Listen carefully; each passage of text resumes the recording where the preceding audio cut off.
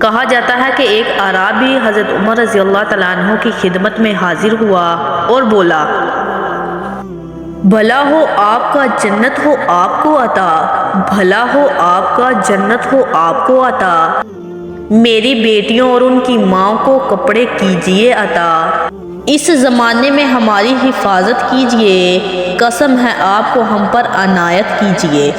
حضرت عمر رضی اللہ تعالیٰ عنہ نے فرمایا، اگر میں نے ایسا نہیں کیا تو کیا ہوگا؟ تو وہ اعرابی بولا، اے بابا حفص میں چلا جاؤں گا۔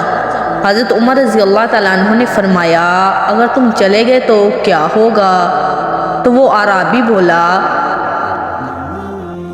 قسم خدا کی آپ سے کیا جائے گا سوال، جس دن کرے گا فیصلہ خدائے ذوالجلال، دونوں کے درمیان کھڑے ہوں گے محترم، ایک طرف جنت ہوگی دوسری طرف جہنم۔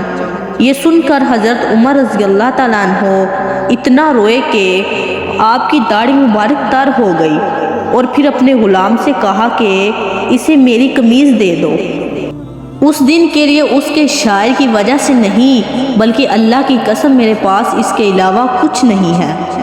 شام کے سفر سے واپس آئے تو حضرت عمر فاروق رضی اللہ تعالیٰ عنہ ممالکت کے کاموں سے فارغ ہو کر گشت پر نکلے۔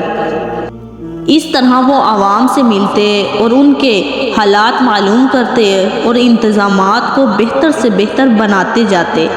کسی حاکم کی شکایت سننے میں آتی تو اس کی تحقیقات کر کے اس کو دور کرتے۔